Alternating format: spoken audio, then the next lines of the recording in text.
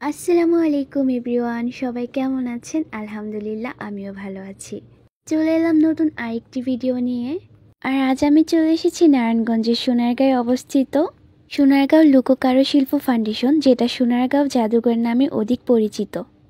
আর এখানে চলছে 1 মাসব্যাপী লোকজ উৎসব। আর আমরা ভিতরে যাওয়ার জন্য টিকিট কেটে নিলাম। আর 5টার পর থেকে যারা যাবেন তাদের জন্য সবার জন্যই ফ্রি। ঢাকার খুব কাছেই অবস্থিত এই সোনারগাঁও, যা বাংলাদেশের একটি ঐতিহ্যপূর্ণ একটি জায়গা। আর সোনারগাঁও এমন একটি হিস্টোরিক্যাল প্লেস, এটা সম্পর্কে আমি যতই বলবো ততই কম হয়ে যাবে। আপনারা অনেকেই সোনারগাঁও সম্পর্কে জেনে থাকেন, তারপরও যারা জানেন না তাদের উদ্দেশ্যে বলছি। পূর্বে এটা বাংলার রাজধানী ছিল, আর তখন এই জায়গাটা প্রচণ্ড রকমের জঙ্গলস ছিল। যদিও এখন সেই জঙ্গলস আর নেই, তারপরও যেটুকু ভগ্নাংশ রয়েছে সেইটুকু দর্শনার্থীদের দেখার জন্য জাদুঘর আকারে সংরক্ষণ করা হয়েছে। আর এখানে প্রতি বছর জানুয়ারির শেষের দিক থেকে ফেব্রুয়ারির শেষের দিক পর্যন্ত 1 মাসব্যাপী লোকজ উৎসব অনুষ্ঠিত হয়। আর আপনারা দেখতেই পাচ্ছেন, মেলা উপলক্ষে জাদুঘরটাকে খুব সুন্দর করে সাজানো গোছানো হয়েছে। গ্রাম বাংলার লোক ও কারুশিল্প বলতে যেটা বোঝায়, আপনারা এখানে আসলে ঠিক তারই প্রতিফলন দেখতে পাবেন। ঢাকা থেকে খুব কাছাকাছি কোনো জায়গা পরিবার নিয়ে যদি প্রকৃতির খুব কাছাকাছি সময় কাটিয়ে আসতে চান, তাহলে আমি নিঃসন্দেহে এই জায়গাটা সাজেস্ট করব। এখানে আসলে আপনারা শান্ত, নিরিবিলি ও সুস্থ একটি পরিবেশ উপভোগ করে যেতে পারবেন। মেলা উপলক্ষে জায়গাটা খুবই সুন্দর করে গোছানো এবং সাজানো হয়েছে। মেলা ছাড়াও যখন আপনারা আসবেন, দেখবেন যে জায়গাটা খুবই সুন্দর, গোছানো এবং পরিষ্কার পরিচ্ছন্ন। যত ভিতরে যাবেন ততই দেখবেন বসার জন্য এবং ছবি তোলার জন্য খুবই ভালো ভালো জায়গা আছে। এগুলো পরিবেশকে একটু সুন্দর করার জন্য সাজিয়ে রাখা হয়েছে। বিশাল মাঠ জুড়ে চারুকারু শিল্পীদের হাতে তৈরি নানা পণ্যের প্রদর্শন স্টল। 100টি স্টল নিয়ে এবারও আয়োজন করা হয়েছে এই কারুশিল্প মেলা। মেলা উপলক্ষে জায়গাগুলো খুবই সুন্দর করে সাজানো হয়েছে। জায়গাগুলোর পাশেই ছিল ছোট ছোট কিছু পুকুর, আর পুকুর ভর্তি হচ্ছে লাল পদ্ম। এই জায়গাটায় রাত হলেই বসে গানের আসর। বিকেল থেকে রাত পর্যন্ত চলে জারি সারি, বাটিয়ালি, বাওয়ালি, লালন ও হাসান রাজার গানসহ সব ধরনের আসর। শিশুদের বিনোদনের জন্য এখানে রয়েছে নাগরদোলা থেকে সহকারে আরও অনেক কিছু। চারপাশেই ছিল নানান ধরনের দোকান। বিশাল মাঠ জুড়ে চারুকারু শিল্পীদের হাতে তৈরি নানা পণ্যের প্রদর্শন স্টল। 100টি স্টল নিয়ে এবারও আয়োজন করা হয়েছে এই কারুশিল্পের মেলা। প্রতি বছরের মতো এইবারও বসেছে বাঁশ, বেত, কাঠ, শোলা, পাটি, তামা, কাঁসা ও পিতলের তৈরি পণ্য, এবং আরও রয়েছে পাট জাতীয় দ্রব্য, নকশি কাঁথা, জামদানি কাপড়, শীতল পাটি ও সব ধরনের নকশি সাজিয়ে বসেছেন চারুকারু শিল্পীরা। হাতের চুড়ি, আয়না, পার্স, ব্যাগ সহকারে অনেক কিছুই রয়েছে। আপনাদের কাছে মনে হবে হয়তো এগুলো কাঁচা সবজির দোকান, কিন্তু আসলে তা নয়। এগুলো সবকিছুই মাটির তৈরি। প্রতিটি সবজি তারা মাটি দিয়ে বানিয়ে তাদের পর্যাপ্ত রং দিয়ে সাজানো হয়েছে। আর এই যে আপনারা দেখতে পাচ্ছেন মালা, কানের দুল, সবকিছুই কিন্তু বাঁশের এবং সুতা দিয়ে তৈরি। মেলার প্রতিটি জিনিসই যেন একদমই মন মুগ্ধ করে রাখে।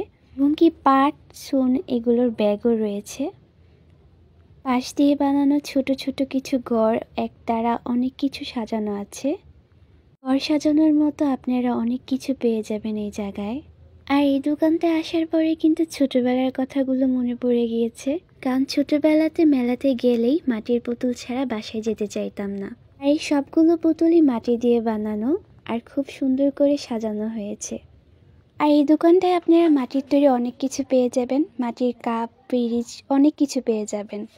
আর ভিতরে আসার পর আপনারা খাবারের অনেকগুলো স্টল পাবেন। আর ভিতরে পিঠা থেকে সহকারে অনেক ধরনের খাবারের স্টল বসেছিল।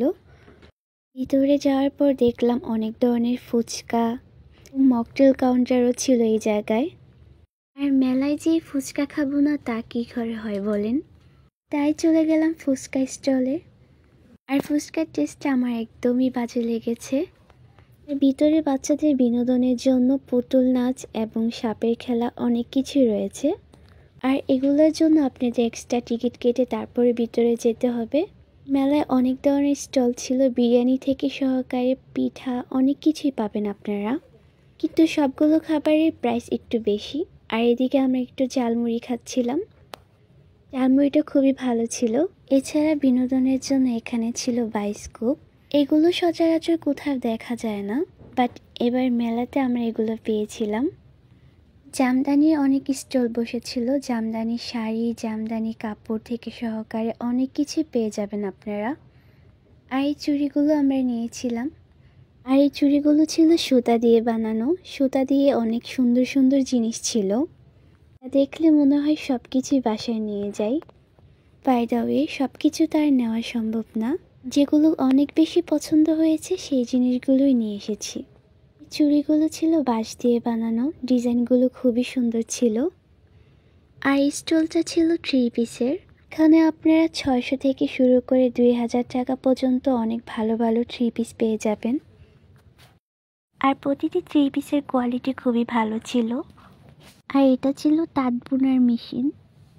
কারু শিল্পীরা তাদের অনেক পুরনো ঐতিহ্যের অনেক কিছু নিয়ে বসেছিল, যা দর্শকের মন একদম মুগ্ধ করে দিয়েছে।